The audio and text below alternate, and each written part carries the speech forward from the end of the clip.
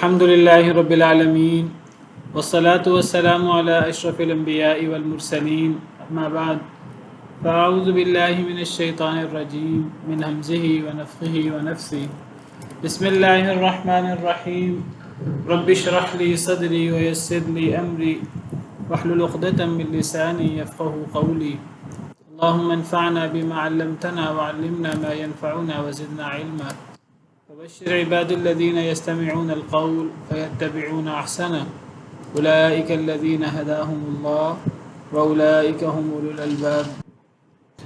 دیکھیں جی، کل ہم نے پڑھا لہو دعوت الحق، اللہ کو پکارنا حق ہے، اور وہ لوگ جو اللہ کے علاوہ پکارتے ہیں لا یستجیبون لہم بشیء، جنہیں لوگ اللہ کے علاوہ پکارتے ہیں وہ ان کو کوئی جواب نہیں دے سکتے کچھ بھی، مگر ایسے جیسے کوئی بندہ پانی کی طرف اپنے ہتھیلیاں پھیلا لے تاکہ پانی خود بخود اس کے منہ کو پہنچ جائے، اور پانی کبھی بھی اس کے منہ کو نہیں پہنچے گا۔ اور کافروں کی پکار گمراہی میں۔ تو پتہ لگا کہ جن لوگوں کو اللہ کے علاوہ پکارا جاتا ہے وہ جواب نہیں دیتے۔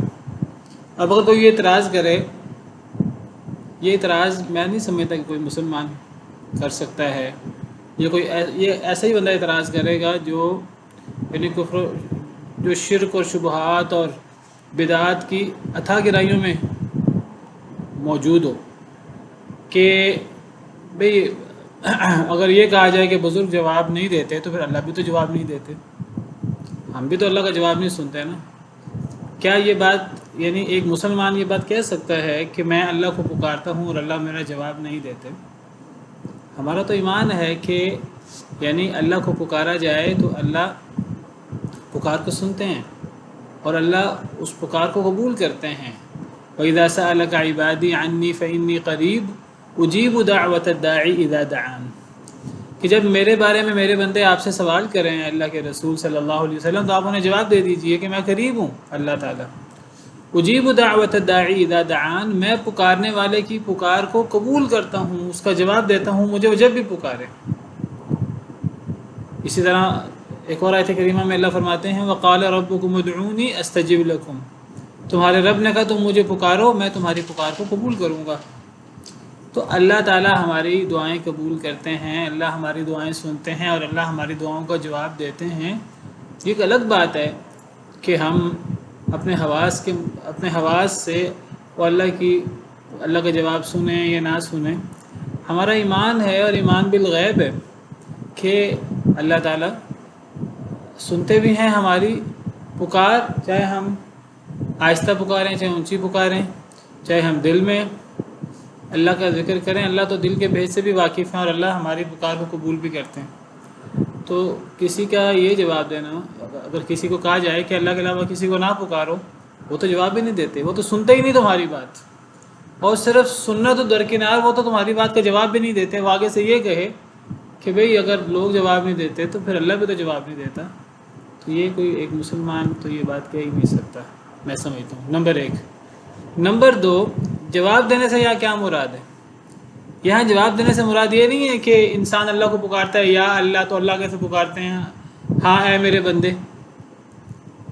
جواب دینے سے مراد اصل میں وہ جو اللہ سے مانگا جائے اللہ اس کو پورا کرتے ہیں۔ جو اللہ سے مانگا جائے، اللہ سے اولاد مانگی جائے اللہ اولاد دیتے ہیں، اگر اللہ نے دینی ہو تو۔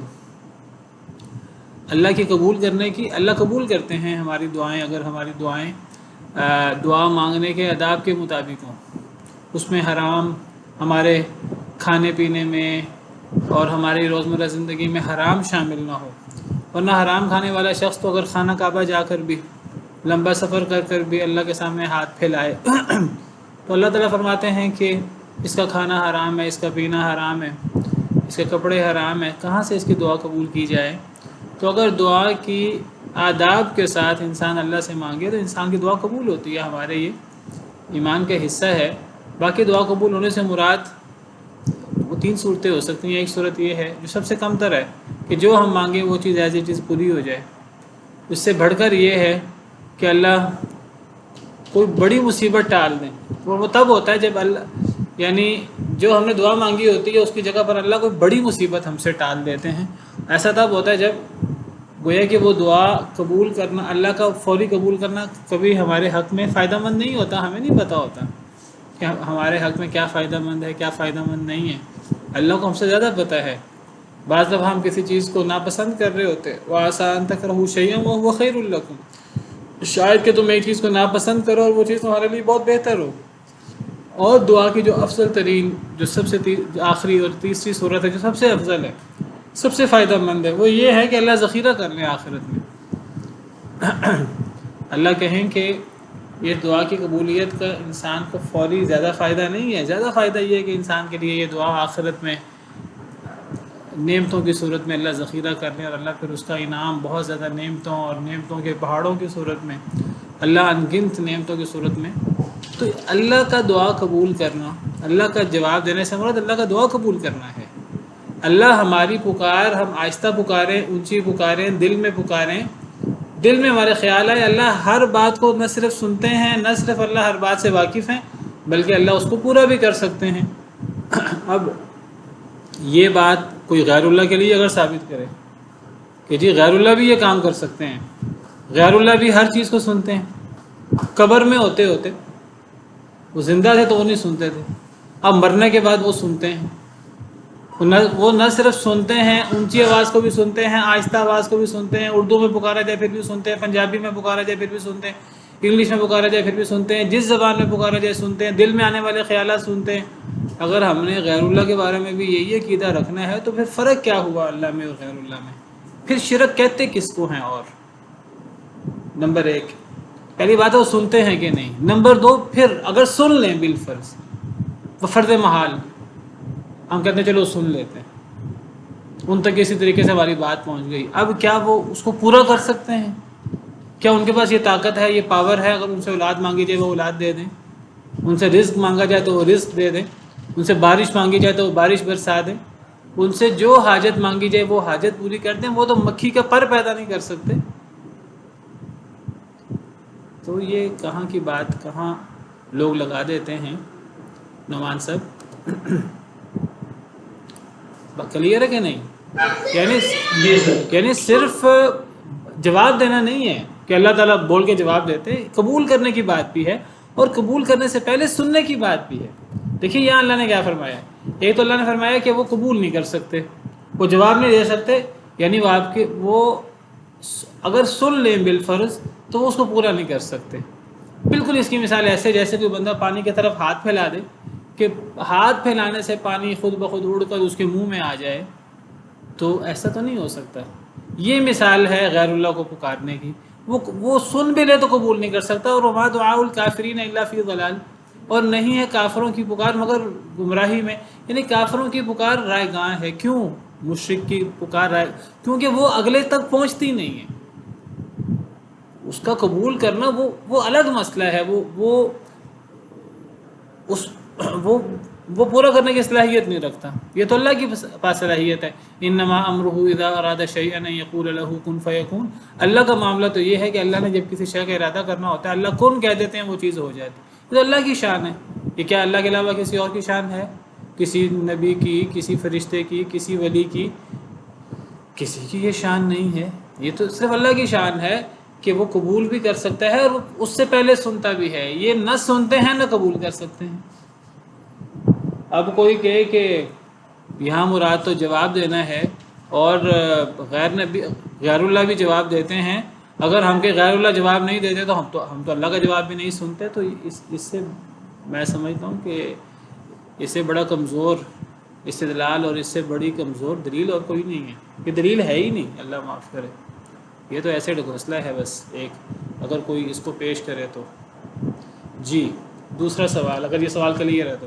جی سر، دوسرا سوال سر یہ تھا کہ آیت میں جو ہم نے پڑھا اس میں پڑھا کہ خوشی سے اور ناخوشی سے دونوں طریقوں سے اللہ کے سامنے سجدہ کرتے ہیں یا عاجز ہو جاتے ہیں، اور اصل میں پوچھنا یہ تھا کہ خوشی اور ناخوشی سے یہاں پہ کیا مراد ہے؟ جی یعنی اگر باقی چیزیں جن کا اختیار نہیں کیا گیا تو کیا ان میں یہ احساسات وغیرہ ہوتے ہیں؟ دیکھیے میں پہلے بھی سوال ہوا اور ابھی بھی، اور آپ لوگ بھی سوال کرتے ہیں، دیکھیے میرا زیادہ دل ہوتا ہے کہ کانسیپٹس کلیئر کیے جائیں، اور کانسیپٹس کلیئر ہونا بہت ضروری ہے۔ یہ شبہات ہیں جو ہمارے ذہنوں میں آتے ہیں، کچھ لوگ ڈال دیتے ہیں، شیطان ہر وقت ہمارے ساتھ لگا ہے، ہمارے نفس میں وسوسے آتے ہیں، تو یہ شبہات ہمیں اپنے شبہات دور کرنے ہیں۔ اور اگر قرآن سے شبہات دور نہیں ہوں گے تو کس سے شبہات دور ہوں گے؟ اگر قرآن و حدیث سب سے زیادہ توحید پر زور دیتے ہیں، اور اللہ کی حقانیت اور اللہ کی عظمت، اور اللہ ہی سب کچھ کر سکتے ہیں، غیر اللہ کچھ نہیں کر سکتے۔ اگر غیر اللہ بھی یہ سب کچھ کر سکے تو فرق پھر کیا ہوا اللہ میں اور غیر اللہ میں؟ پھر اللہ جو توحید کی بات کرتے ہیں وہ پھر بے معنی ہو جاتی ہے۔ ہمیں اپنے ان جو ہمارے ذہن میں اس قسم کے وسوسے آئیں، ہمیں ان کو ضرور کلیئر کرنا چاہیے، ہمیں ضرور سوال کرنا چاہیے، اور ہمیں ان چیزوں کو کلیئر کرنا چاہیے۔ اگر قرآن پڑھ کے بھی یہ چیزیں کلیئر نہیں ہوں گی تو پھر فَبِأَيِّ حَدِيثٍ بَعْدَهُ يُؤْمِنُونَ، پھر اللہ کی بات کے بعد پھر قرآن کے بعد کیا چیز باقی رہ جاتی ہے جس پر ایمان لایا جائے؟ تو میں اپریشیٹ کرتا ہوں اس قسم کے سوالوں کو، ہمارے دل میں کوئی بھی اس قسم کا شبہ آئے یا کوئی ہمارے سامنے اٹھائے، ہمیں اس کو کلیئر کرنا ہے۔ اور میرے خیال میں یہ اکثر یہ چیزیں ہم کافی پڑھ چکے ہیں، قرآن کریم کی بہت ساری چیزیں اکثر گزر چکی ہیں ہماری نظروں سے۔ تو بہرحال میں اپریشیٹ کرتا ہوں اس قسم کے سوالوں کو۔ دوسرا سوال یہ ہے کہ یہ خوشی ناخوشی کی بات کیا ہے؟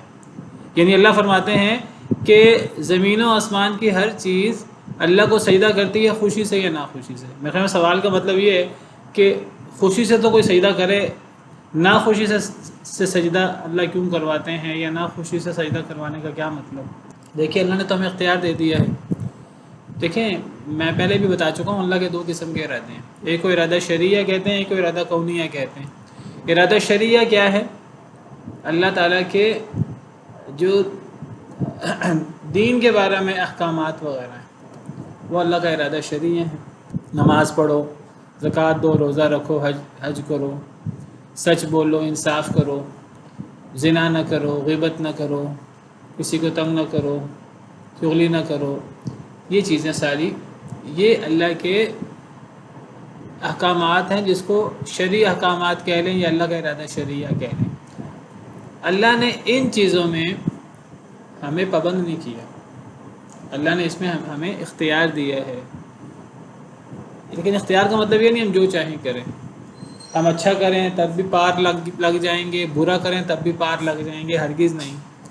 اچھا کریں گے تو دنیا آخرت بہتر ہو جائے گی۔ اگر ہمیں اختیار ہے ابتدائی کہ ہم اللہ کی بات نہ مانیں، یہ اختیار تو ہے، لیکن جب اللہ کی بات نہیں مانیں گے تو دنیا آخرت تباہ ہو جائے گی، یہ مطلب ہے اختیار کا۔ اور یہ اختیار ہمارے پاس صرف اللہ کا جو ارادہ شرعیہ ہے یا اللہ کے جو تشریعی احکامات ہیں ان کے حوالے سے۔ ایک اللہ کا دوسرا ارادہ بھی ہے، جس کو کیا کہتے ہیں؟ اللہ کا ارادہ کونیہ۔ ارادہ کونیہ میں اللہ نے ہمیں پیدا کیا، اللہ نے ہمیں انسان بنایا، اللہ نے ہمیں صلاحیتیں دی، کسی کو اللہ نے کوئی صلاحیت دی، کسی کو اللہ نے کوئی صلاحیت دی، کسی کو اللہ نے لمبا بنا دیا، کسی کو اللہ نے چھوٹا بنا دیا، کسی کو اللہ نے عقل مند بنا دیا، کسی کو اللہ نے بے وقوف بنا دیا۔ انسان کے عقل و فہم کا فرق ہوتا ہے، کسی کو اللہ نے کوئی صلاحیت دے دی، کسی کو کوئی صلاحیت دے دی، کسی کو امیر بنا دیا، کسی کو غریب بنا دیا، کسی کو بادشاہ کے گھر میں پیدا کر دیا، کسی کو گدھا کے گھر میں پیدا کر دیا۔ یہ جو اللہ کے تکوینی امور ہیں، بتائیے اس میں کس کے پاس اختیار ہے؟ تو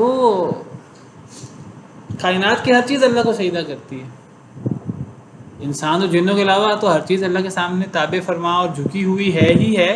جو انسان اور جن ہیں جو تشریعی امور میں جن کے پاس اختیار ہے، تو تکوینی امور میں تو انسان اور جن بھی پابند ہیں۔ دیکھیے سب سے زیادہ جس نے اللہ کی نافرمانی کی، شیطان یا فرعون، شداد، حامان، قارون، یہی بڑے بڑے نام ہیں نا ہمارے سامنے۔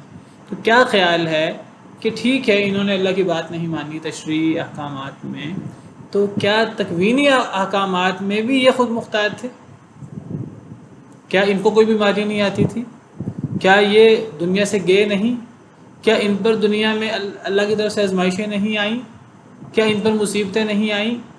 کیا شیطان اس کو کھلی چھٹی ہے، جو چاہے وہ کر سکتا ہے؟ نہیں، جو اللہ نے جتنا اختیار دیا اتنا، اللہ نے اس کو مہلت دے دی قیامت تک اتنا، اس کے بعد وہ بھی ہمیشہ ہمیش کے لیے نہیں ہے، اس کے بھی کچھ حدیں ہیں۔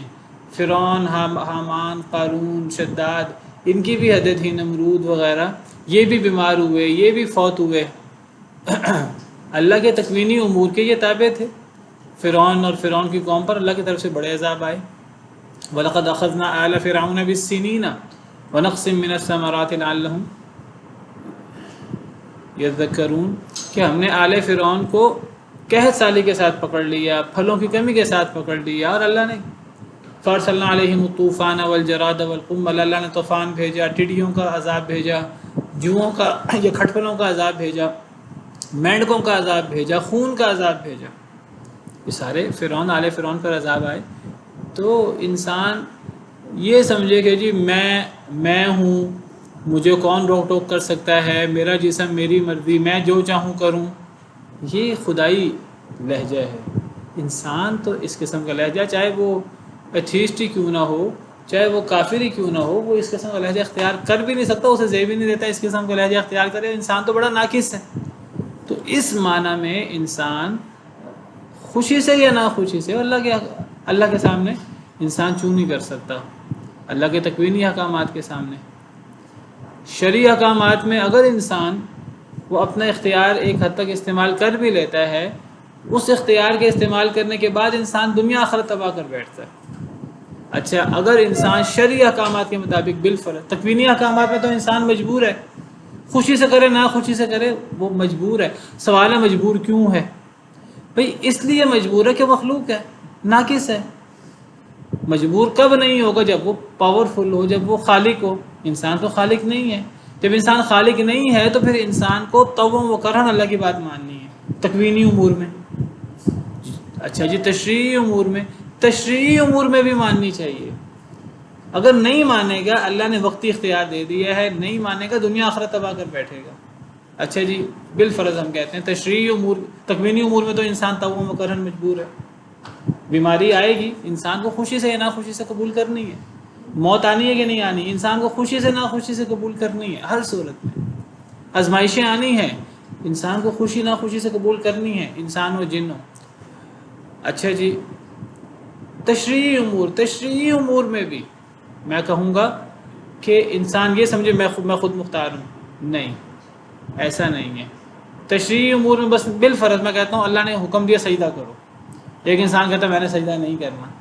اگر ایک انسان سجدہ نہیں کرتا، ایک تو اللہ کی طرف سے بے برکتیاں اور اللہ کی طرف سے عذاب، دنیا آخرت تباہ، اور نمبر دو انسان نہ سجدہ کرے، انسان کا سایہ تو سجدہ کرتے وَظِلَالُهُمْ بِالْغُدُوِّ وَالْآصَالِ کہ اس کائنات زمین و آسمان کی ہر چیز خوشی سے یا ناخوشی سے اللہ کو سجدہ کرتی ہے، اور ان کے سائے بھی صبح اور شام۔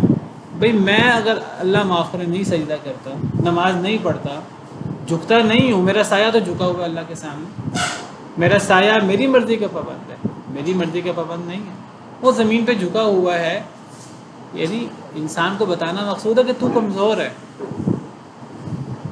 تجھے اللہ کا مقابلہ نہیں کرنا، تجھے اللہ کے سامنے اکڑ کر کھڑا نہیں ہونا، تجھے اللہ کے ساتھ جنگ نہیں کرنی۔ انسان اللہ کے ساتھ مقابلہ نہیں کر سکتا، چاہے اللہ نے انسان کو تشریعی امور میں ایک محدود اختیار دیا ہے۔ انسان کمزور ہے، نطفے سے پیدا ہوا ہے، کمزور ہے، کمزور رہے گا۔ انسان کو اپنے خالق حقیقی کے سامنے اکڑنا نہیں چاہیے، انسان کو عاجز ہو جانا چاہیے۔ یہی اس آیت کریمہ کے ذریعے بتایا گیا ہے، واللہ تعالی عالم۔ تو یہ کہنا کہ انسان خوشی سے کرے تو وہ تو ٹھیک ہے، ناخوشی سے انسان سے کیوں کروایا جا رہا ہے؟ ناخوشی سے اللہ انسان سے کروا نہیں رہے، تشریعی امور نہیں کروا رہے، تکوینی امور میں تو انسان پابند ہے۔ تشریعی امور میں انسان کے سائے جو ہے وہ انسان ناخوشی سے بھی اس لیے اس کو کرنا چاہیے کیونکہ انسان مخلوق ہے، انسان ناقص ہے۔ یہ ایک ایسا انسان کا وصف ہے، نقص، عاجزی، انسان اس سے چھٹکارا نہیں پا سکتا۔ انسان کہ نہیں جی مجھے عاجز نہ کہا جائے، مجھے ناقص نہ کہا جائے، مجھے کمزور نہ کہا جائے۔ بھئی انسان کمزور پیدا ہوا ہے، انسان ہے ہی کمزور۔ ایک انسان کہ نہیں جی میں بڑا انا پرست ہوں، میں بڑا خودی والا ہوں، میں نہیں چاہتا مجھے کوئی کمزور کہے۔ بھئی تم چاہتے ہو کہ نہیں چاہتے، تم کمزور ہو، ماننا پڑے گا اس بات کو۔ وَخُلِقَ الْإِنسَانُ ضَعِيفًا، انسان کو کمزور پیدا کیا گیا ہے۔ انسان مخلوق ہے، جب مخلوق ہے تو خالق کی مرضی چلے گی۔ ہاں خالق نے بعض امور میں اختیار دے دیا ہے، اس اختیار کا مطلب یہ نہیں کہ اب تم خود مختار ہو گئے ہو ہر چیز میں، اب تم فرعون بن گئے ہو، یہ مراد نہیں ہے۔ تو طوعا و کرہن میں کیا ہے، کیا عیب ہے؟ کوئی عیب نہیں ہے۔ ہم تو انسان اتنے ناقص ہیں، یہ آسمان کتنا بڑا ہے، یہ آسمان کتنا مضبوط ہے، یہ آسمان طوعا و کرہن اللہ کی اطاعت کرتا ہے۔ یہ زمین جس نے تمام انسانوں کو سمیٹا ہوا ہے، الم نجعل الارض کفاتا احیاء و امواتا، اللہ سورہ مرسلات میں فرماتے ہیں کیا ہم نے زمین کو سمیٹنے والی نہیں بنایا، زندوں کو بھی اور مردوں کو بھی۔ زمین زندہ انسانوں کو بھی سمیٹ لیتی ہے، مردہ انسانوں کو بھی سمیٹ لیتی ہے۔ دنیا میں جتنے انسان آئے ہیں حضرت آدم علیہ السلام کے دور سے لے کر اور قیامت تک آئیں گے، زمین سب کے لیے کافی ہے۔ زمین چھوٹی نہیں ہے، اتنی بڑی زمین ہے، زندہ انسانوں کو بھی سمیٹتی ہے، مردہ انسانوں کو بھی سمیٹتی ہے۔ کتنی بڑی زمین ہے یہ زمین اور یہ آسمان، اللہ نے انہیں فرمایا آ جاؤ، جب پیدا کرنا تھا ایتیا طوعا او کرہا، اللہ نے فرمایا تو خوشی سے آؤ یا نہ خوشی سے آؤ تمہیں آنا پڑے گا۔ کیوں؟ آسمان کے میں تو اتنا بڑا ہوں، مجھے کیوں آنا پڑے؟ سیدھا سا جواب ہے تو مخلوق ہے، تجھے بڑا اللہ نے بنایا ہے۔ انسان کہے کہ جی مجھے کیوں جو ہے طوعا و کرہن یہ کام کرنا ہے؟ اللہ نے انسان کو تشریعی امور میں طوعا و کرہن پابند نہیں کیا، لیکن انسان کو یہ سمجھنا چاہیے کہ تکوینی امور میں میں طوعا و کرہن اللہ کے احکامات کا پابند ہوں، اور تشریعی امور میں اللہ نے وقتی اختیار دیا ہے، لیکن اگر ایک انسان اپنا اختیار استعمال کرے گا تو دنیا آخرت تباہ کرے گا۔ انسان کو طوعا و کرہن اللہ کی بات ماننی چاہیے، انسان کو اللہ کے سایہ رحمت کی پناہ لینی چاہیے، طوعا و کرہن نہیں لے گا تو دنیا آخرت تباہ کرے گا۔ جب زمین و آسمان کی ہر چیز طوعا و کرہن اللہ کے سامنے جھکی ہے، اس کے سائے بھی، تو انسان میں کون سے سرخاب کے پر لگ گئے ہیں؟ انسان میں سرخاب کے پر تب لگے ہوں جب انسان خود وجود میں آیا ہو، جب انسان نے اس کائنات کو پیدا کیا ہو، جب یہ ساری چیزیں انسان کے حکم سے ہوئی ہوں۔ تو یہ سمجھنا کہ جی پابندی، ہم آزاد ہیں، ہمیں آزادی ہونی چاہیے، یہ ایک عقل مند انسان یہ اس انداز سے نہیں سوچتا۔ باقی اللہ نے ہمیں اختیار دیا ہے تشریعی امور میں، واللہ تعالی اعلم۔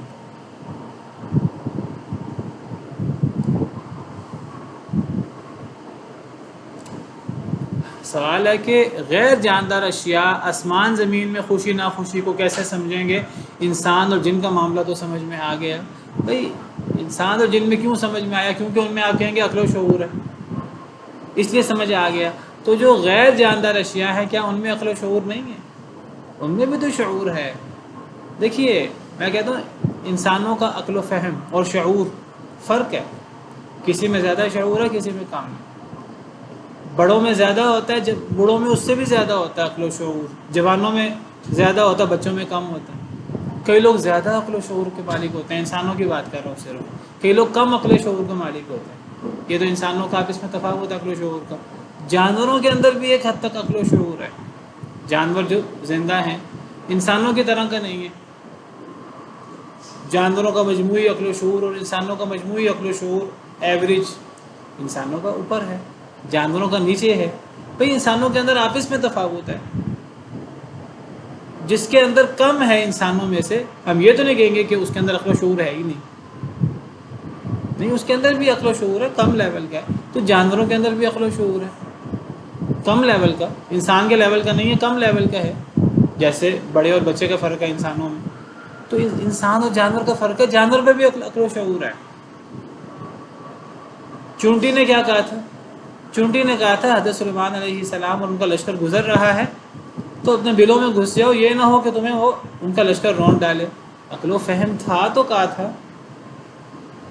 ہدہد سے حضرت سلیمان نے پوچھا کہ تم کدھر تھے، میں تمہیں قتل ذبح کر دوں گا یا میں تمہیں جو ہے سخت سزا دوں گا، تم اپنے روٹین تمہارا جو میں نے کام مقرر کیا تم نے کیوں نہیں کیا، تم وقت پہ کیوں نہیں آئے، تم غیر حاضر کیوں ہوئے؟ تو ہدہد نے اس کا جواب دیا، اپنا عذر پیش کیا۔ عقل و شعور تھا تو اس نے اپنا عذر پیش کیا۔ عقل و شعور ہے جانوروں میں، ہم نہیں سمجھ پاتے ہم جانوروں کی بولی نہیں سمجھتے، ہمیں نہیں پتہ، ان کے اندر عقل و شعور ہے، ہماری طرح کا نہیں ہے، ہم سے کم تر ہے، عقل و شعور ان میں بھی ہے۔ پھر یہ عقل و شعور نباتات کے اندر ہے، وہ جانوروں سے کمتر درجے کا ہوگا، ان کے اندر اپنے انداز کا عقل و شعور ہے۔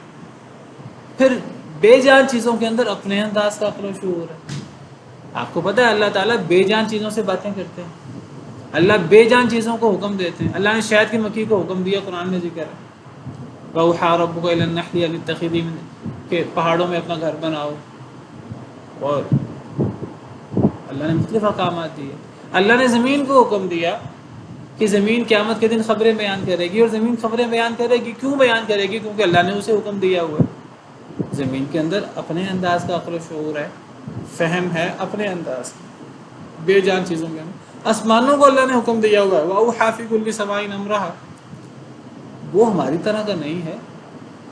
ہمارے چمڑے، ہم کہیں گے یہ تو ہماری طرح نہیں ہے، یہ تو ہماری طرح بات نہیں کر سکتے، بات کریں گے قیامت کے دن۔ ہمارے پاؤں بات کریں گے قیامت کے دن، ہمارے ہاتھ بات کریں گے قیامت کے دن، ہماری زبانیں ہماری مرضی کے خلاف بات کریں گی قیامت کے دن، ہمارے خلاف گواہی دیں گی، کیونکہ اللہ انہیں زبان لگا دے گا۔ تو یہ چیز تو کوئی ایسی بعید نہیں ہے کہ جو ہے وہ غیر جاندار اشیاء کس طرح خوشی ناخوشی سے کام کرتی ہیں، ان کے اندر اپنے انداز کا عقل و شعور ہے، تو وہ خوشی سے کریں ناخوشی سے کریں، ان کو کرنا پڑے گا۔ آسمان زمین کو، دیگر اللہ کے مخلوق، کیونکہ وہ اللہ کے مخلوق ہیں، چاہے وہ طاقت میں اور سختی میں ہم سے بڑی کیوں نہ ہو، جسامت میں، تو پھر ایک انسان ہے، اس کے اندر کیا سرخاب کے پر لگے ہیں۔ انسان جو ٹھیک ہے، اللہ نے عقل و فہم زیادہ دیا ہے، اللہ نے صلاحیتیں زیادہ دی ہیں، انسان کا ذاتی کمال تو کوئی نہیں ہے، تو پھر انسان کو بھی اللہ کے سامنے تابع فرما ہونا چاہیے۔ چلیں بہرحال آگے شروع کرتے ہیں آج کا سبق۔ قُلْ مَن رَّبُّ السَّمَاوَاتِ وَالْأَرْضِ، کہہ دیجئے کون رب ہے آسمانوں کا اور زمین کا۔ قُلِ اللَّهُ، کہہ دیجئے اللہ، یعنی بار بار کہہ دیجئے، یعنی نبی صلی اللہ علیہ وسلم کو کہا جاتا ہے آپ مشرکین سے کہیں، آپ مشرکین سے سوال کریں۔ یہ رد ہے مشرکین پر کس چیز کا؟ وہ جو توحید الوہیت میں شرک کرتے تھے، اس کا رد ہے۔ توحید الوہیت میں شرک کرتے تھے، کیا مطلب؟ وہ جو اللہ کے علاوہ اوروں کی عبادت کرتے تھے، توحید الوہیت۔ توحید ربوبیت میں اللہ کی توحید کے قائل تھے مشرکین، وہ مانتے تھے اللہ اکیلا رب ہے، اللہ اکیلا خالق ہے، اللہ نے پیدا کیا آسمان و زمین کو، اللہ نے اکیلے نے آسمانوں سے بارشیں برساتے ہیں، وہ مانتے تھے ان باتوں کو۔ وَلَئِن سَأَلْتَهُم مَّنْ خَلَقَ السَّمَاوَاتِ وَالْأَرْضَ لَيَقُولُنَّ اللَّهُ، اگر ان سے سوال کرو آسمان و زمین کو کس نے پیدا کیا ہے، تو سب مشرک بیک زبان کہیں گے اللہ نے۔ اگر ان سے سوال کرو کہ آسمان سے پانی بارش کون برساتا ہے، تو سب جواب دیں گے اللہ۔ اگر ان سے سوال کرو کہ انہیں کس نے پیدا کیا، یہی جواب دیں گے وَلَئِن سَأَلْتَهُم مَّنْ خَلَقَهُمْ لَيَقُولُنَّ اللَّهُ۔ توحید ربوبیت کے قائل تھے وہ، ان کا مسئلہ مشرکین کا توحید الوہیت تھا، آج بھی یہ مسئلہ ہے، تو اللہ اس کا رد کر رہے ہیں۔ وہ جو توحید الوہیت میں وہ شرک کرتے تھے، اللہ فرماتے ہیں کہ یہ جو توحید الوہیت میں شرک سے کیا مراد ہے، کہ وہ کہتے تھے کہ اللہ کے علاوہ اور لوگوں سے بھی دعا کرنی جائز ہے، اللہ کے علاوہ اور لوگوں سے بھی مانگنا جائز ہے، اللہ کے علاوہ اور لوگوں کے لیے بھی ذبح کرنا، یہ ساری عبادت کی صورتیں ہیں نا، اللہ کے علاوہ اور لوگوں کے لیے بھی ذبح کرنا جائز ہے، اللہ کے علاوہ اور لوگوں کی قسم اٹھانا بھی جائز ہے، اللہ کے علاوہ اور لوگوں پر توکل اور اعتماد کرنا بھی جائز ہے۔ اللہ تعالیٰ کہتے ہیں کہ بھئی جب رب ہونے میں اللہ اکیلا ہے، جو اللہ کا کام ہے، تو پھر انسان کو اللہ کے جو انعامات ہیں، اللہ رب ہے، خالق ہے، مالک ہے، رازق ہے، انعام کرتا ہے، سارے کام اللہ اکیلے کرتے ہیں، مشرک بھی مانتے ہیں یہ تو اللہ کے کام ہے، اللہ کے انعامات ہیں۔ اب انسان کا جو جواب ہے عبادت، وہ دعا کرنا ہو اللہ سے، اللہ کے سامنے جھکنا ہو، وہ اللہ کی نظر و نیاز ہو اللہ کے نام کی، وہ اللہ کے لیے ذبح ہو، وہ اللہ سے ڈرنا ہو، اللہ پہ توکل کرنا ہو، قسم اٹھانا ہو، یہ انسانوں کے کام ہے۔ تو جب انسان جواب دیتا ہے اللہ کے انعامات کا، تو انسان جواب دیتے ہوئے اللہ کے ساتھ اوروں کو شریک کیوں کر لیتا ہے؟ یہ اللہ تعالیٰ کا بنیادی نقطہ ہے، جگہ جگہ قرآن میں۔ جب رب ہونے میں اللہ اکیلا ہے، رازق ہونے میں اللہ اکیلا ہے، انعام کرنے میں اللہ اکیلا ہے، تو اللہ کا شکریہ ادا کرنے میں، عبادت کرنے میں اللہ کے ساتھ اوروں کو شریک کیوں کیا جاتا ہے؟ تو اللہ پھر سوال کرتے ہیں، اللہ توحید ربوبیت سے توحید الوہیت کو ثابت کرتے ہیں۔ اللہ فرماتے ہیں کہ اللہ کے علاوہ عبادت کسی اور کی کوئی کرے تو اس سے سوال کرنا چاہیے پہلے کہ رب کوئی اور ہے، زمین و آسمان کا خالق کوئی اور ہے؟ اگر کوئی اور خالق ہے تو ٹھیک ہے، عبادت بھی اس کی کر لی جائے اللہ کے ساتھ۔ کوئی اور رازق ہے تو ٹھیک ہے، عبادت بھی اس کی کر لی جائے۔ تو اللہ سوال کرتے ہیں، اے نبی صلی اللہ علیہ وسلم سوال ذرا کیجیے مشرکین سے، مر رب السماوات والارض، آسمان و زمین کا رب کون ہے؟ اللہ کے علاوہ کوئی ہے؟ اس کا جواب سب مشرکین کے ہاں ایک ہے، کوئی نہیں، اللہ ہی ہے رب۔ اس لیے کہ خود ہی جواب دے دیجیے، قل اللہ، کہہ دیجیے اللہ ہے رب۔ اب اسی جواب کے اندر یہ جواب ہے توحید ربوبیت کے بارے میں۔ اس توحید ربوبیت سے آٹومیٹک توحید الوہیت ثابت ہو گئی کہ جب رب ہونے میں اللہ اکیلا ہے تو عبادت میں اللہ کے ساتھ کسی اور کو کیوں شریک کیا جائے؟ بنیادی سوال یہ ہے، عقل کی بات ہے، اللہ عقل کو مخاطب کرتے ہیں۔ یہ عقلی دلیل ہے بہت بڑی اللہ کی توحید الوہیت کی۔ قل افاتخذتم من دونه اولیاء لا يملكون لانفسهم نفعا ولا ضرا۔ اب دوسری دلیل عقلی، پہلی دلیل خالق کون ہے، رب کون ہے، مالک کون ہے، رازق کون ہے۔ دوسری دلیل توحید الوہیت کی بات ہو رہی ہے، سب سے بڑا مسئلہ ہے ہی توحید الوہیت کا۔ دوسری دلیل، قل افاتخذتم من دونه اولیاء، کہہ دیجئے کیا تم نے پکڑے ہیں اللہ کے علاوہ ولی، شریک، معبود، لا یملکون لانفسہم نفعا ولا ضرا، جو اپنے نفسوں کے لیے بھی نفع نقصان کا اختیار نہیں رکھتے، دوسرے کو نفع نقصان دینا تو دور، اپنے آپ کا نفع نقصان کے مالک نہیں ہے۔ قل افاتخذتم من دونه اولیاء لا یملکون لانفسہم نفعا ولا ضرا۔ کہ دوسری زبردست عقلی دلیل توحید الوہیت کی، کیا تم نے اللہ کے علاوہ ایسے دوست، ایسے معبود باطل پکڑ رکھے ہیں جو نہیں اختیار رکھتے اپنے آپ کے لیے بھی نفع اور نہ نقصان کا؟ یعنی تم اللہ کے علاوہ معبود کیوں پکڑتے ہو؟ اس لیے پکڑتے ہو کہ تمہیں فائدہ دے سکیں، تمہیں نقصان دے سکیں۔ انسان اللہ کے علاوہ کسی کو معبود کیوں پکڑتا ہے؟ اس لیے کہ کہیں وہ مجھے نقصان نہ دے دے۔ فلاں بابے کی اگر ہم نے عبادت نہ کی، اگر ہم نے اسی قبر کی مجاوری نہ کی تو ہم بیمار ہو جائیں گے، ہمیں نقصان ہو جائے گا، ہمارے بچوں کے اندر بیماری آ جائے گی، بچے مر جائیں گے، کاروبار کے اندر گھاٹا پڑ جائے گا، یہ ہو جائے گا، وہ ہو جائے گا، پیر عبد القادر جیلانی کے نام کے اگر 11ویں نہ نکالی تو یہ ہو جائے گا، وہ ہو جائے گا، اگر کر لیں 11ویں نکال لیں تو برکت پڑ جاتی ہے، یہ ہو جاتا ہے، وہ ہو جاتا ہے۔ کیا یہ معبود جن کو ہم نے اللہ کے علاوہ معبود بنا رکھا ہے نفع نقصان کے مالک ہیں؟ یہ ہمارا نقصان کر سکتے ہیں، ہمارا نفع کر سکتے ہیں؟ اللہ فرماتے ہیں وہ تو اپنا نفع نقصان نہیں کر سکتے، اگر اپنا نہیں کر سکتے تو ہمارا کیسا کر سکتے ہیں؟ یعنی اب تو وہ اللہ کے پاس جا چکے ہیں، تم نے ان کے بت بنا لیے ہیں یا تم نے ان کی قبروں پر مزار بنا لیے ہیں۔ جب وہ زندہ تھے تو اپنا نفع نقصان کے مالک نہیں تھے۔ سب سے بڑھ کر اللہ کے بعد سب سے بڑھ کر نیک کون ہو سکتا ہے؟ اللہ کے نبی کریم صلی اللہ علیہ وسلم، دیگر انبیاء، پھر اولیاء۔ کیا نبی کریم صلی اللہ علیہ وسلم دنیا میں نفع نقصان کے مالک تھے؟ نہیں تھے۔ کیا نبی کریم صلی اللہ علیہ وسلم پر بیماریاں نہیں آئیں؟ سب سے زیادہ آزمائشیں نبی صلی اللہ علیہ وسلم پر آئی ہیں۔ آپ اپنے آپ کو آزمائشوں سے کیوں نہیں بچا سکے؟ آپ اپنے آپ کو بیماریوں سے کیوں نہیں بچا سکے؟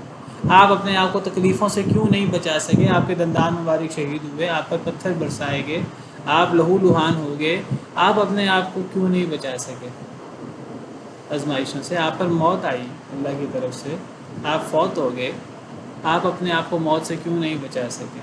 آپ کے عزیز فوت ہوئے، آپ پر الزام لگے، آپ کے گھر پر الزام لگے، سیدہ عائشہ پر الزام لگا، آپ کے ساتھی شہید ہوئے۔ کتنی آزمائشیں ہیں جو اپنے چچا کو آپ ہدایت نہیں دے سکے، کتنی چیزیں ہیں۔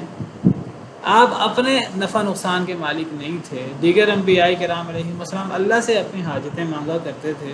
تمام اولیاء اللہ سے اپنی حاجتیں مانگتے ہیں. کوئی اپنا نفع نقصان کا مالک نہیں ہے.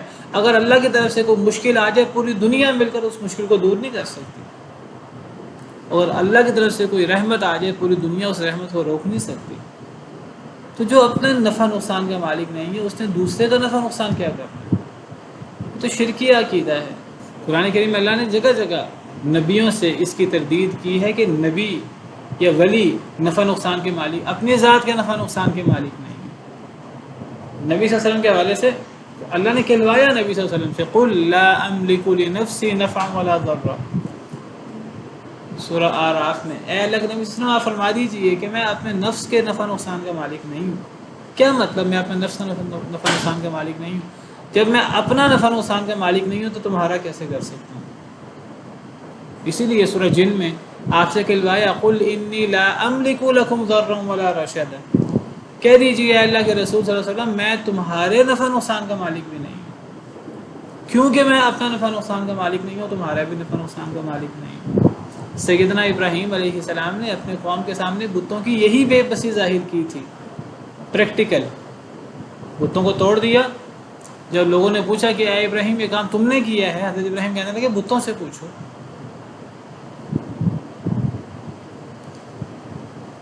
محسوس ہوتا ہے جیسے حضرت ابراہیم نے خلاف واقعہ بات کی. حضرت ابراہیم نے کہا بڑے نے کیا ہے اس سے پوچھو، حالانکہ کیا حضرت ابراہیم نے تھا. سمجھانے کے لیے حضرت ابراہیم علیہ السلام نے کہا. مقصود یہ تھا کہ اپنے منہ سے وہ بولیں کہ یہ بت بول بھی نہیں سکتے، یہ اپنے آپ کو ٹوٹنے سے بچا بھی نہیں سکتے. جب وہ اپنا نفع نقصان کا مالک اپنے آپ کو نقصان سے نہیں بچا سکتے تمہیں کیا نفع نقصان سے بچائیں گے؟ دیکھیے انسان اللہ کے علاوہ کسی کی عبادت، اللہ کی عبادت کیوں کرتا ہے؟ کہ اللہ نفع نقصان کا مالک ہے، اللہ رحمتیں کرتے ہیں، اللہ نقصان پہنچا سکتے ہیں.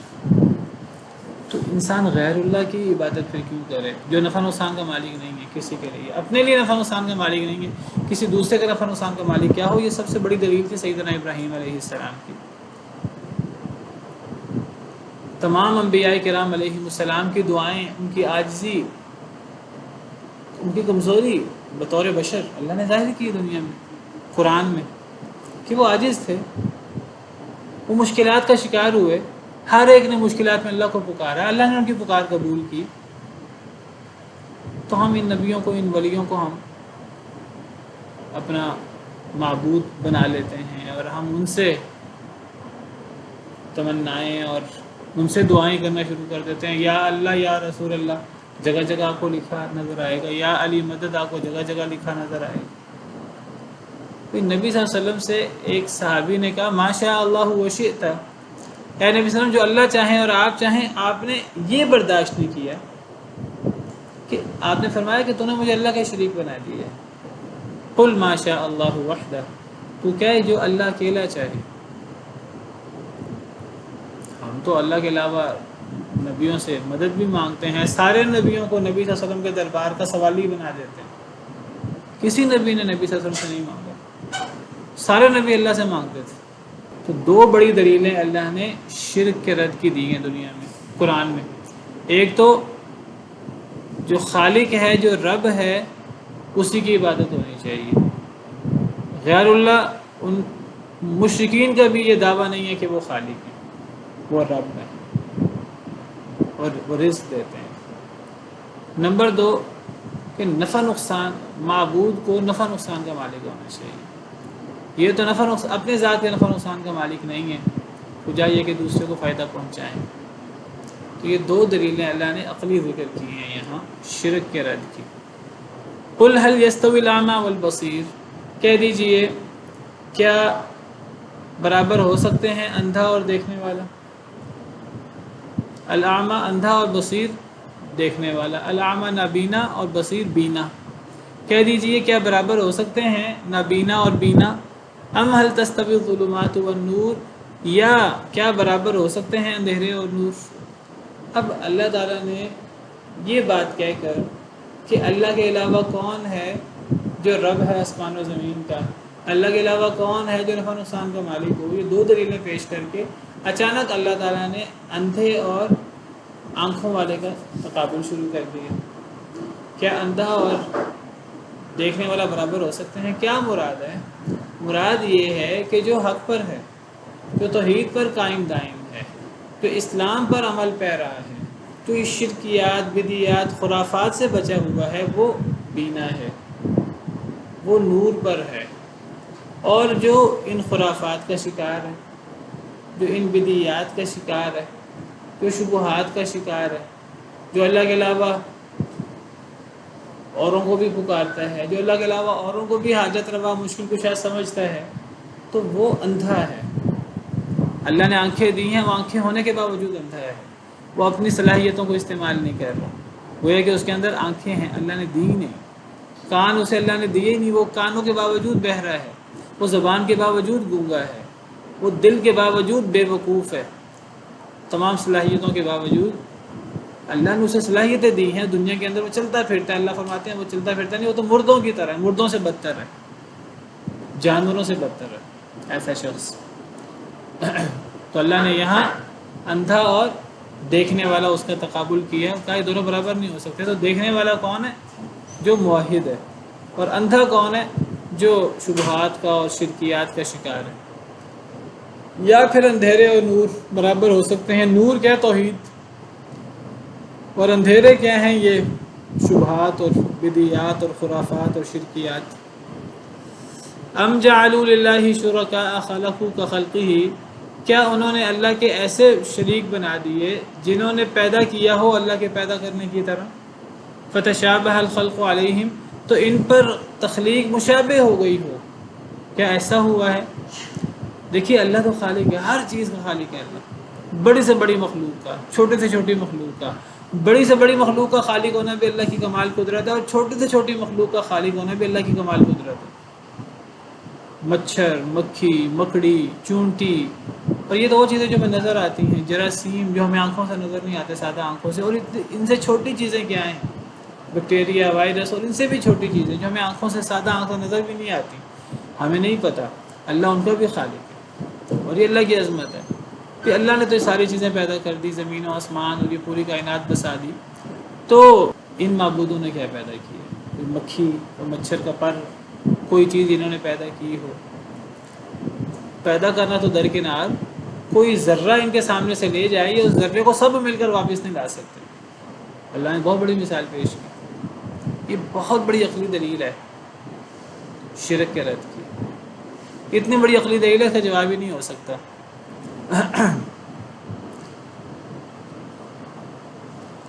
قل اللہ خالق کل شیء، کہہ دیجیے اللہ ہی ہر شے کا خالق ہے، وہو الواحد القہار، اور وہ اکیلا ہے۔ جس طرح وہ خالق ہونے میں اکیلا ہے، اس طرح عبادت میں بھی اسے اکیلا ہی ہونا چاہیے۔ اور وہ قہار بھی ہے، طاقتور بھی ہے، غصہ بھی کرنے والا ہے، سزا بھی دینے والا ہے اپنے مخالفین کو، نہ ماننے والوں کو، شرک کرنے والوں کو سزا دینے پر پوری طرح قادر ہے۔ ایک سوال اور آیا ہے، وہ سوال یہ آیا ہے کہ اگر اللہ کے علاوہ کوئی نفع نقصان کا مالک نہیں ہے تو قیامت کے دن انبیاء سب لوگوں کو نبی صلی اللہ علیہ وسلم کی طرف کیوں بھیجیں گے؟ تو اس کا جواب یہ ہے کہ کیا قیامت کے دن انبیاء سب لوگ انبیاء کے پاس جائیں گے کہ آپ سفارش کریں اور ہمارا حساب شروع ہو؟ تو جب انبیاء سب لوگوں کو نبی صلی اللہ علیہ وسلم کی طرف بھیجیں گے تو انبیاء سب لوگوں کو نبی صلی اللہ علیہ وسلم کی طرف حاجت روائی، مشکل کشائی کے لیے بھیجیں گے کہ نبی صلی اللہ علیہ وسلم خود کوئی کام کریں؟ سب انبیاء لوگوں کو نبی صلی اللہ علیہ وسلم کی طرف شفاعت کے لیے، سفارش کے لیے، دعا کے لیے بھیجیں گے۔ دعا کروانا تو جائز ہے، سفارش کروانا تو جائز ہے۔ سفارش کس سے ہونی ہے؟ اللہ سے۔ کہ اس قسم کی دلائل یہ پیش کرتے ہیں یہ لوگ، اور اس قسم کے دلائل سے اپنا الو سیدھا کرتے ہیں۔ دیکھو جی قیامت کے دن سب لوگ نبیوں کے پاس جائیں گے، پتہ لگا کہ غیر اللہ کے پاس جانا جائز ہے۔ بھئی کس کام کے لیے جائیں گے؟ جس کام کے لیے قیامت کے دن لوگ جائیں گے نبیوں کے پاس، اور جس کام کے لیے نبی لوگوں کو نبی صلی اللہ علیہ وسلم کی طرف بھیجیں گے، وہ ہے دعا کرنا، سفارش کرنا۔ یہ تو دنیا میں بھی جائز ہے۔ دنیا میں آپ کسی نیک آدمی کے پاس جائیں دعا کروانے کے لیے، جائز ہے۔ قرآن میں اللہ نے کہا وَلَوْ أَنَّهُمْ إِذْ ظَلَمُوا أَنفُسَهُمْ جَاءُوكَ فَاسْتَغْفَرُوا اللَّهَ وَاسْتَغْفَرَ لَهُمُ الرَّسُولُ لَوَجَدُوا اللَّهَ تَوَّابًا رَحِيمًا۔ سورۃ النساء میں اگر یہ لوگ اپنے آپ پہ ظلم کر بیٹھیں اور پھر یہ لوگ آپ کے پاس آ جائیں پھر یہ خود بھی اللہ سے استغفار کریں اور آپ بھی ان کے لیے استغفار کریں، تو آپ اللہ کو توبہ قبول کرنے والا، رحم کرنے والا پائیں گے۔ دنیا میں بھی اس کی اجازت ہے، کسی سے دعا کروانا یہ شرک نہیں ہے، جائز ہے، بالکل جائز ہے۔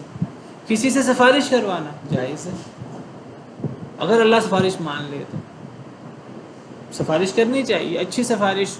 من یشفع شفاعۃ حسنۃ یکن لہ نصیب منہا، جو اچھی سفارش کرتا ہے اس کو اس میں سے حصہ بھی ملتا ہے، اس کو ثواب بھی اس کا ہوتا ہے۔ ہاں، بری سفارش، ناجائز سفارش، دنیا میں ناجائز سفارش ہوتی ہے، اس کا گناہ ہوتا ہے، اس کا وبال ہوتا ہے۔ تو دعا کروانا، سفارش کروانا بالکل الگ چیز ہے، یہ غیر اللہ سے مدد مانگنا نہیں ہے۔ دیکھیے یہ تو وہ چیز ہے جو انسان کا، یہ تو ایسی بات ہے جیسے کوئی مریض کسی ڈاکٹر کے پاس چلا جائے کہ آپ علاج کریں اللہ شفا دے گا، ڈاکٹر کے پاس جانا جائز ہے کہ نہیں؟ جائز ہے۔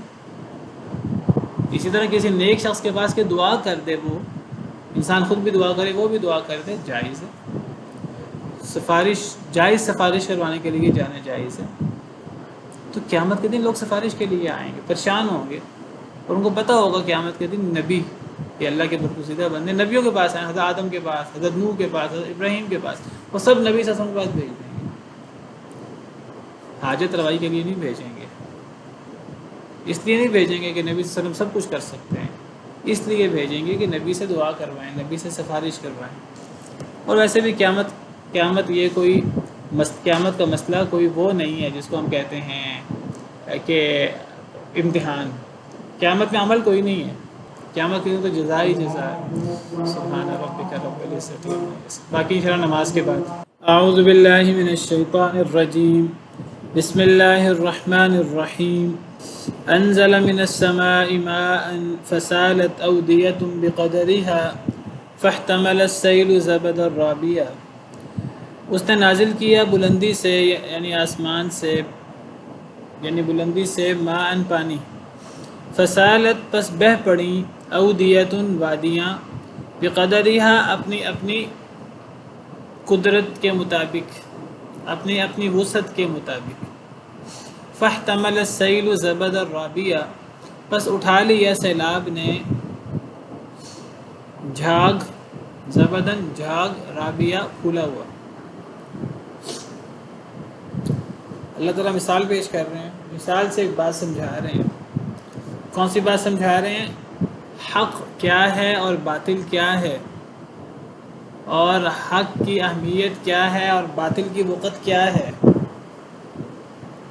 اور کیسے اللہ حق کی مدد کرتے ہیں اور کیسے اللہ باطل کو ختم کر دیتے ہیں، کیسے حق باقی رہتا ہے ہمیشہ اور کیسے باطل وہ بڑا موٹا نظر آتا ہے، باطل بڑا طاقتور نظر آتا ہے، لیکن اس باطل کے جاتے ہوئے پتہ نہیں لگتا۔ تو اللہ اس مثال کو واضح کر رہے ہیں، ایک مثال سے بات سمجھا رہے ہیں۔ پیچھے بھی اصل میں پچھلی آیت میں بھی حق اور باطل، توحید اور شرک، حق کے دلائل، توحید کے دلائل اور شرک کے شبہات، اس قسم کے شبہات ہمیشہ لوگ پیش کرتے رہتے ہیں، لیکن یہ شبہات آہستہ آہستہ ختم ہوتے رہتے ہیں، اور جو اصل دلائل ہیں، اصل چیزیں ہیں، کیسے ان کو بقا حاصل ہوتی ہے، کیسے ان کو دوام حاصل ہوتا ہے، کیسے ان کو اللہ کی سرپرستی، اللہ کی مدد حاصل ہوتی ہے، تو حق اور باطل کی مثال ہے یہ۔ انزل من السماء ماء، اس نے نازل کیا یعنی اللہ نے، من السماء بلندی سے، آسمان سے، یعنی بلندی سے، ماء پانی، بادلوں سے اللہ نے پانی نازل کیا۔ فسالت اودیۃ، پس بہہ پڑی وادیاں، بقدرہا اپنی وسعت کے مطابق، یعنی جب آسمان سے بارش ہوتی ہے اللہ نازل کرتا ہے، اور وہ بارش جب ہوتی ہے تو جس وادی میں جتنی کیپیسٹی ہوتی ہے، جتنی جگہ ہوتی ہے، اتنا پانی وہاں کھڑا ہو جاتا ہے۔ یہی مثال اللہ کی طرف سے وحی کی ہے، اللہ کی وحی اور قرآن و سنت کے دلائل۔ قرآن و سنت کے دلائل کچھ دلوں کو، کچھ لوگوں کو بہت اچھے سمجھ آتے ہیں۔ ایک دفعہ ایک شخص قرآن و سنت کے دلائل سنتا ہے، اس کا دل ایسے صاف اور سمجھ آ جاتی ہے۔ کچھ لوگوں کو کتاب و سنت کے دلائل سنائے جاؤ، فرق ہی نہیں پڑتا۔ وجہ کیا ہے؟ کیپیسٹی نہیں ہے دلوں کے اندر، وہ قبول کرنے کی صلاحیت ہی نہیں رہتی۔ کئی لوگ ہیں ایک دلیل پیش کرو ساری بات ان کے سامنے واضح، سارا مسئلہ سیدھا، سارا مسئلہ کلیئر، یہ اللہ کی مدد ہوتی ہے۔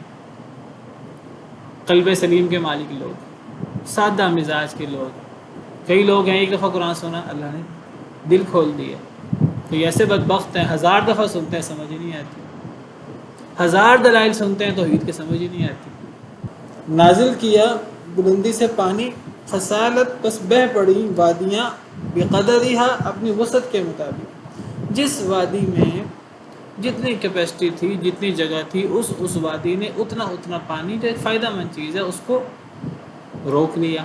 فاحتمل السیل زبد الرابیہ، بس اٹھا لیا السیل، سیل سیلاب، جو پانی زیادہ پانی ہوتا ہے، سیل اس کو عربی میں کہتے ہیں سیلاب، بس سیلاب نے اٹھا لیا وہ جو پانی اکٹھا ہوا جگہ جگہ، اب وہ سیلاب نے اٹھا لیا زبدن جھاگ کو، رابیہ پھولا ہوا، اب اس اکٹھے پانی کے اوپر جھاگ نظر آتا ہے اور وہ جھاگ بڑا پھولا ہوا نظر آتا ہے۔ رابیہ ربا اسی سے ہی ہے، ربا بڑھوتری کو کہتے ہیں، زیادہ کو، یعنی آپ کسی کو قرض دیں وہ زیادہ واپس مانگے، یعنی آپ زیادہ مانگیں کسی سے، رابیہ اسی سے ہی ہے۔ تو رابیہ پھولا ہوا، زیادتی۔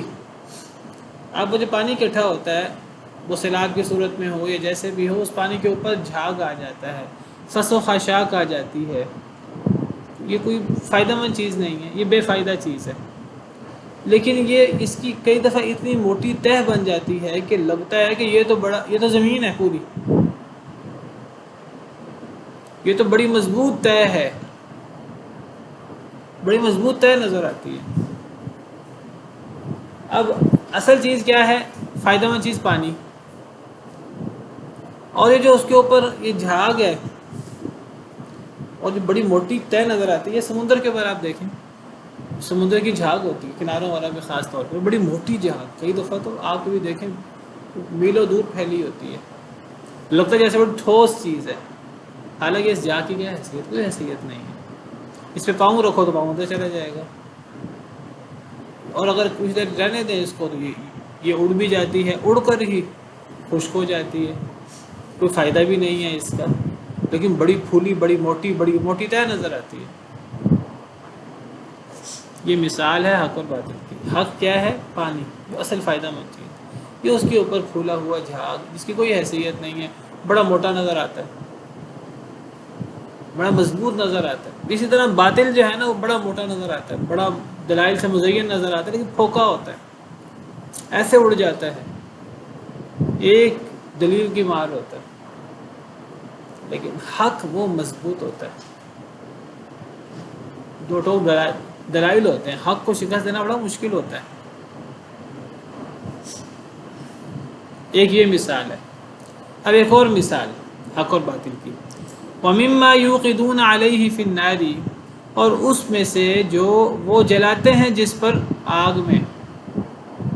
ایک تو یہ سیلاب کی پانی کی مثال ہے، پانی کے اوپر جھاگ آ جاتے ہیں۔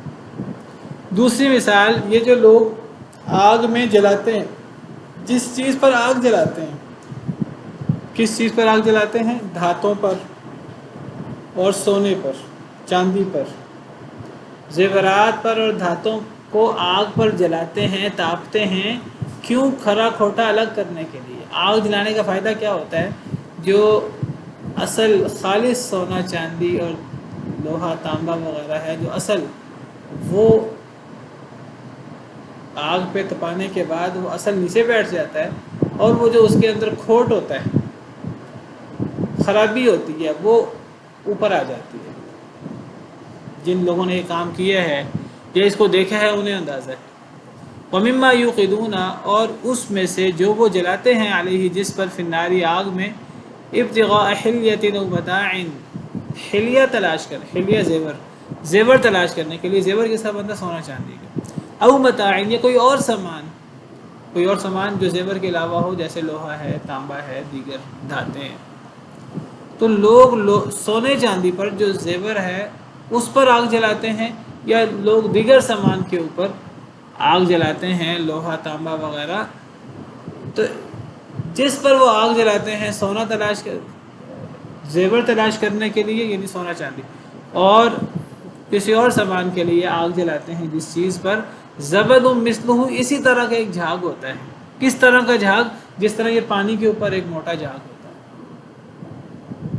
اسی طرح سونا چاندی لوہا تانبا وغیرہ ان کے اوپر بھی ایک جھاگ آ جاتا ہے جب ان کو آگ پہ تپاتے ہیں، اور وہ جھاگ کھوٹ ہوتا ہے، اور وہ جھاگ بڑا کھلا نظر آتا ہے، بڑا مضبوط نظر آتا ہے، لیکن وہ مضبوط نہیں ہوتا.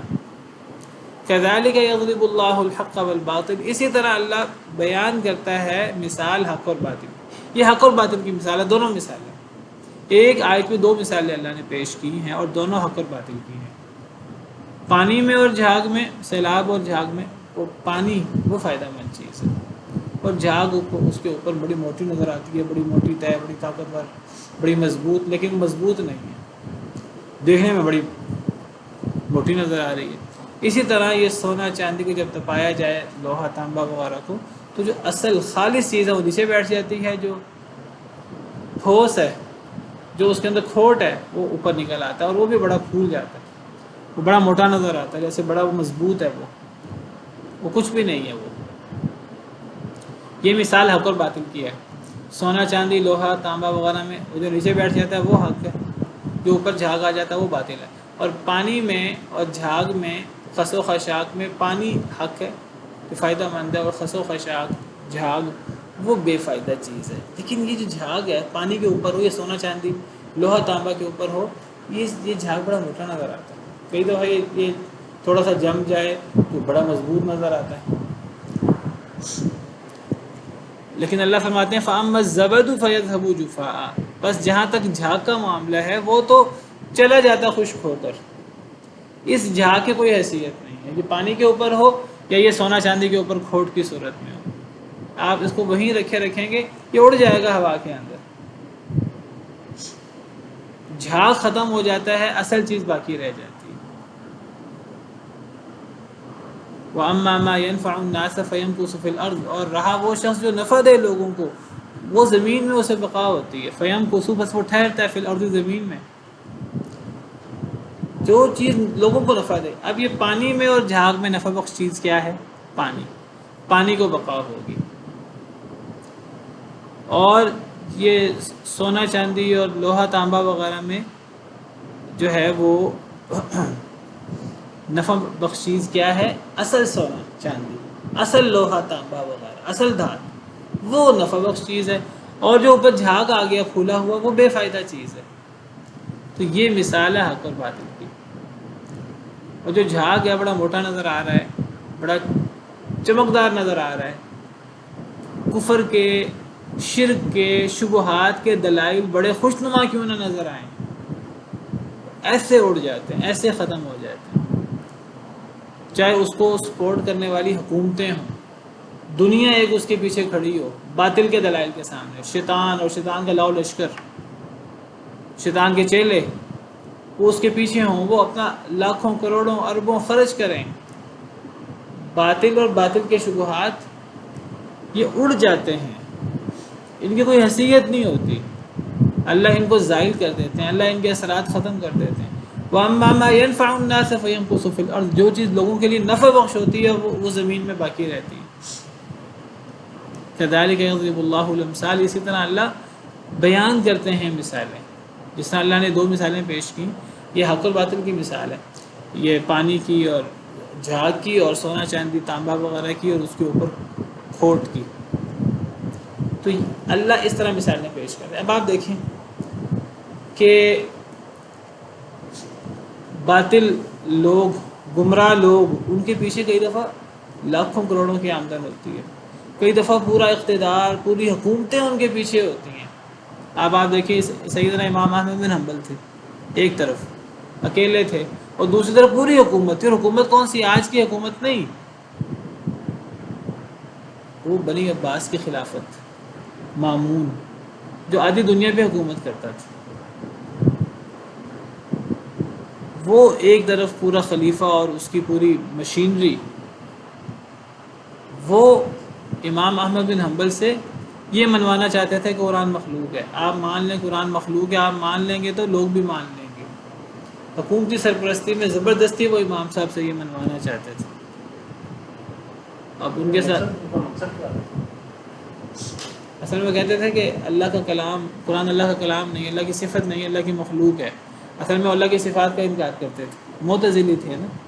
معتزلہ اللہ کی صفات کا انکار کرتے ہیں، جس طرح جہمیہ نے اللہ کی صفات کا انکار کیا، استواء العرش کا انکار کیا، اللہ عرش مستوی ہے اس کا انکار کیا، اللہ کی صفت کلام کا انکار کیا، اللہ کے دیگر ہاتھ، چہرہ وغیرہ اللہ کی ذاتی صفات ہیں ان کا انکار کیا، ان کی تعویل کی، ان کی تحریف کی، اور دیگر اللہ تعالیٰ کی جو صفات ہیں تقریباً ساری صفات کا انکار کر دیا. اسی طرح عشری ماتریدی لوگوں نے. تو دیکھیے آپ آج کس کی بات باقی ہے؟ خلیفہ مامون الرشید اور اس کی مشینری اور اس کے پورا جو لوگ تھے اس کے ساتھ، ان کی بات باقی ہے کہ امام احمد بن حنبل کی بات باقی ہے؟ قرآن مخلوق ہے کہ قرآن اللہ کی صفت ہے؟ آج بچہ کہے گا قرآن اللہ کی صفت ہے، اللہ کا کلام ہے، مخلوق نہیں ہے. یہ بات، یہ نعرہ لگانے والے امام صاحب اکیلے تھے، اور دوسری طرف پوری حکومتی مشینری اور حکومت کے مال و اسباب. اور لیکن آپ دیکھیے بقا کس کو حاصل ہوئی؟ وَأَمَّا مَا يَنْفَعُ النَّاسَ فَيَمْكُثُ فِي الْأَرْضِ، جو چیز لوگوں کو نفع دے اسے بقا ہوتی ہے. امام بخاری رحمہ اللہ کی آپ کو پتہ ہے حاکم وقت کے ساتھ اختلاف ہو گیا. حاکم وقت نے پہلے تو امام بخاری کو شہر سے نکال دیا، اس سے پہلے کہا میرے بچوں کو پڑھاؤ اور اس قسم کی باتیں کی، تو امام صاحب کو نکلنا پڑا شہر سے، اور پھر وہیں ان کی وفات ہو گئی. تو آج لوگ امام بخاری کو جانتے ہیں کہ امام بخاری کو جس حاکم وقت نے نکالا تھا اسے جانتے ہیں، لوگوں کو پتہ ہی نہیں حاکم وقت نے امام بخاری کو نکالا تھا اور کیوں نکالا تھا اور اس حاکم وقت کا نام کیا تھا. حالانکہ وہ حاکم وقت تھا، اس کے پاس مال تھا، دولت تھا، اقتدار تھا، سب کچھ تھا اس کے پاس دنیا کا.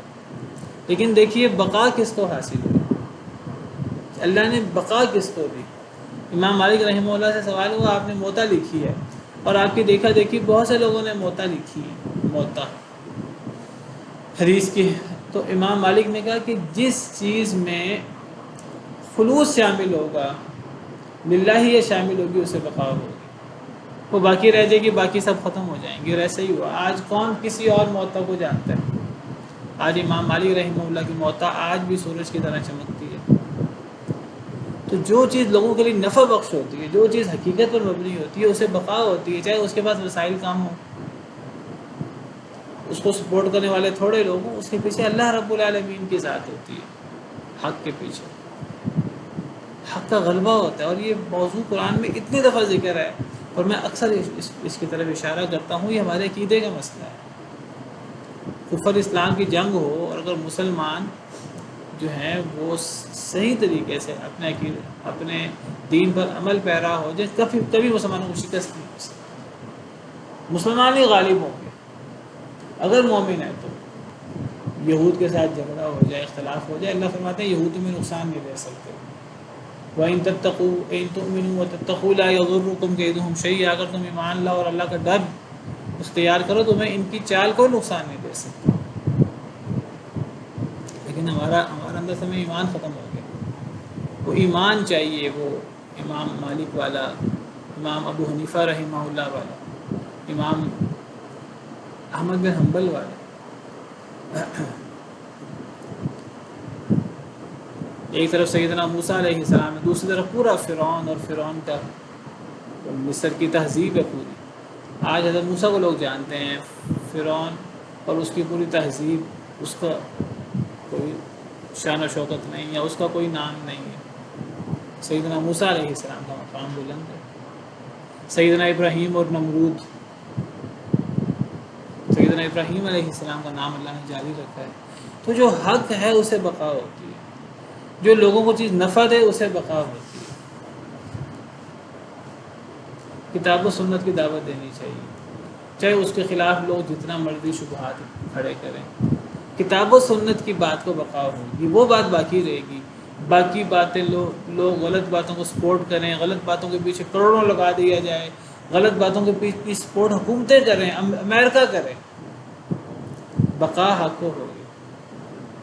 یہ اللہ کا وعدہ ہے، کیونکہ اللہ نے دین کی ذمہ داری لی ہے. دین کو غالب اللہ نے کہا والذی ارسل رسولہ بالہدی ودین الحق لیظہرہ علی الدین کلہ، اللہ نے اپنے رسول کو ہدایت اور دین حق دے کر بھیجا تاکہ وہ اسے تمام ادیان پہ غالب کر دے۔ وہ غالب ہونا ہی ہونا ہے، دین حق، حق بات غالب ہونی ہی ہونی ہے، ولو کرہ المشرکون، اگرچہ مشرک ناپسند کریں۔ مشرک لوگ اللہ کے نور کو منہ کی پھونکوں سے بجھانے کی کوشش کریں، منہ کی پھونکوں سے یعنی حق کے بالمقابل کفر اور باطل جتنی سر توڑ کوشش کر لے، اربوں ڈالر لگا دے، کیا ہوگا؟ یہ سب کوششیں جو حق کے خلاف ہیں یہ پھونک کے برابر ہیں۔ ایک بڑے الاؤ، آگ کے الاؤ کے سامنے پھونک کیا کرتی ہے؟ کچھ نہیں کرتی۔ ایک بڑا الاؤ یہ حق ہے، اور یہ جو باطل کوششیں ہیں چاہے وہ بہت زیادہ کیوں نہ ہوں، ان کے پیچھے مال اور اقتدار کیوں نہ ہو، پوری دنیا ان کے پیچھے کیوں نہ کھڑی ہو، یہ منہ کی پھونک کے برابر ہے۔ اور پھونکوں سے کچھ نہیں ہونے لگا، پھونکوں سے الاؤ بند نہیں ہونے لگے۔ یریدون لیطفئوا نور اللہ بافواہہم، وہ اللہ کے نور کو اپنے منہ کی پھونکوں سے بجھانے کی کوشش کرتے ہیں۔ واللہ متم نورہ ولو کرہ الکافرون، اللہ نے اپنے نور کو پورا کرنا ہی کرنا ہے چاہے لوگ کتنا ناپسند کیوں نہ کریں۔ یہ اتنی زبردست، یہ مسلمانوں کے پاس یہ اللہ کا وعدہ ہے، اگر ہمیں اللہ کے اس وعدے پر یقین ہو، حق غالب آئے گا۔ جاء الحق وزهق الباطل ان الباطل کان، یہی آیت نبی صلی اللہ علیہ وسلم نے پڑھی تھی۔ حق آ گیا، باطل چلا گیا، حق کا کام ہی چھا جانا ہے، حق آتا ہے اور چھا جاتا ہے۔ ہم وہ علم ہونا چاہیے، کسی کے پاس دلائل ہونے چاہیے، دلائل کی اہمیت ہوتی ہے۔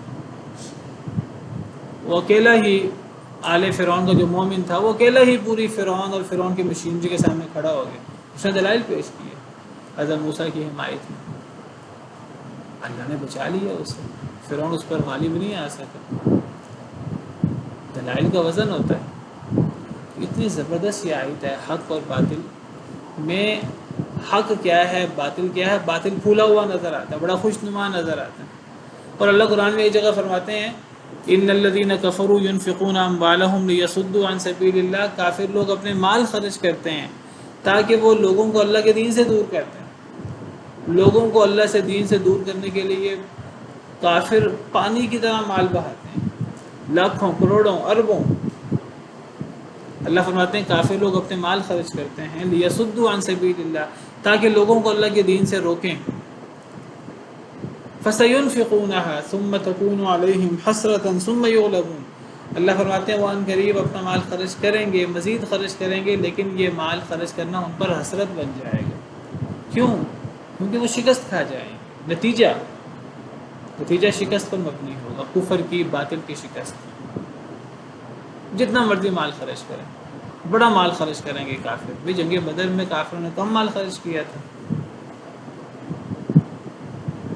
کم رقاصاؤں کو لے کر اور شرابیں اور پتہ نہیں عیش و عشرت کے سامان لے کر نکلے تھے۔ لاؤ لشکر، ساز و سامان کتنا زیادہ تھا، کیا فائدہ ہوا؟ کوئی فائدہ نہیں ہوا۔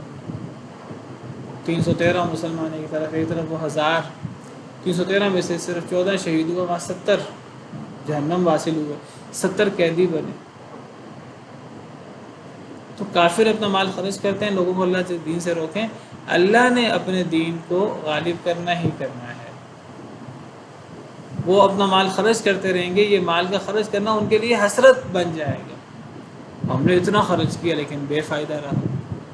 پھر مغلوب بھی وہی ہوں گے، شکست بھی ہونے کا مقدر ہے۔ والذین کفروا الی جہنم یحشرون، کافروں نے اپنے رب کی طرف اکٹھے ہونا ہے۔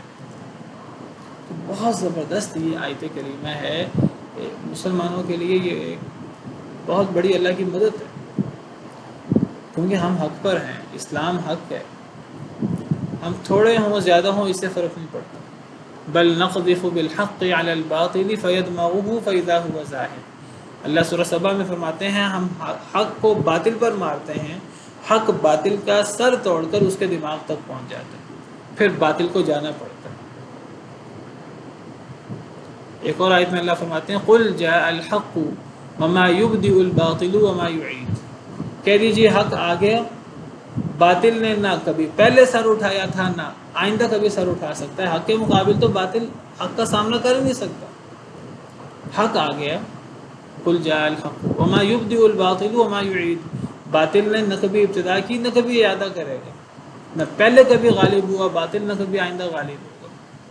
لیکن ہوتا کیا ہے، کچھ دیر کے لیے ہمیں باطل سر چڑھتا نظر آتا ہے، لیکن یہ وقتی ابال ہوتا ہے، لوگ اس ابال کا شکار ہو جاتے ہیں، اس فتنے کا شکار ہو جاتے ہیں، لیکن نتائج کے اعتبار سے حق غالب رہتا ہے۔ باطل جتنا مرضی اس کے پیچھے خرچ کیا جائے، جتنی مرضی محنت کی جائے، تو وہ اللہ کے خلاف ہے اور اللہ نے اسے مغلوب کرنا ہی کرنا ہے۔ یہ آیت کریمہ کا مفہوم ہے۔ پھر اللہ تعالیٰ فرماتے ہیں للذین استجابوا لربہم الحسنی، ان لوگوں کے لیے جنہوں نے اپنے رب کی باتیں مان لی، جنہوں نے اپنے رب کے احکامات مان لیے، اللہ کے سامنے سر تسلیم خم کر دیا، الحسنی، ان کے لیے الحسنی ہے، جنت ہے، نعمتیں ہیں دنیا اور آخرت میں۔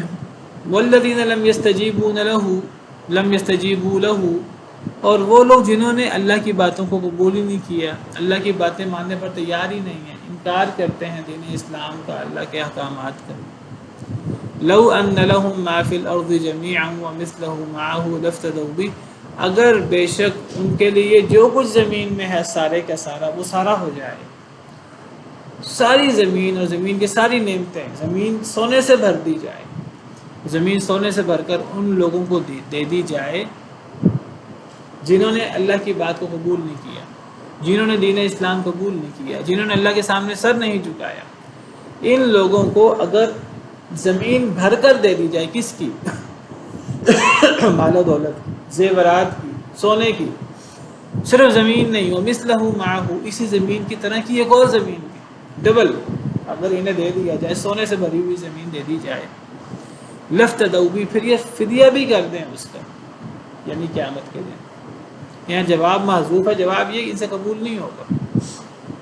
یعنی جو لوگ جنہوں نے دنیا میں اللہ کی بات مان لی، ان کی دنیا بھی سنور گئی، آخرت بھی سنور گئی، دنیا میں بھی ان کے لیے انعام ہے، آخرت میں بھی جنت ہے۔ اور جنہوں نے اللہ کی بات نہیں مانی، پہلی بات ہے وہ جب دنیا سے جاتے ہیں تو پھوٹی کوڑی ان کے ہاتھ میں نہیں ہوتی، خالی ہاتھ دنیا سے جاتے ہیں، اور قیامت کے دن اسی طرح وہ پیدا ہوں گے، دوبارہ اللہ ان کی تخلیق فرمائیں گے جیسے پہلی دفعہ انسان کی تخلیق ہوتی ہے، بغیر لباس کے، بغیر جوتے کے، بغیر ختنہ کیے ہوئے، اس طرح کر کے لوگ اکیلے دوبارہ پیدا ہوں گے جس طرح دنیا میں اکیلے آئے تھے۔ جنہوں نے اللہ کی بات نہیں مانی تو قیامت کے دن یہ بڑی بے کسی کی حالت میں قیامت کے دن آئیں گے، کوئی مال نہیں ہوگا۔ اللہ فرماتے ہیں اگر بالفرض ان کے پاس سونے سے بھری ہوئی زمین ہو اور اس سے ڈبل ایک اور زمین بھی ہو، دو زمینوں کے برابر سونا اور مال و دولت ہو، اگر یہ ساری کی ساری مال و دولت اس کے پاس ہو، پہلی بات ہو نہیں سکتی، فرض کر لیا ہو گئی، اگر وہ اس دولت کو صدقہ بھی کر قیامت کے دن فدیے میں بھی دے دے تو قبول نہیں ہوگا۔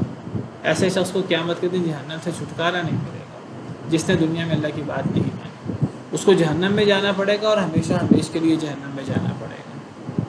اولئک لہم سوء الحساب، یہی لوگ ہیں ان کے لیے بہت برا حساب ہے۔ کون لوگ؟ جو اللہ کی بات نہیں مانتے۔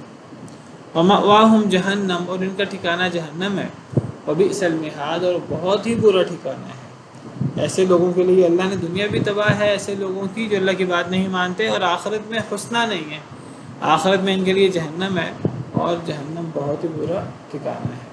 چلیں آج کے لیے اتنا ہی کافی ہے۔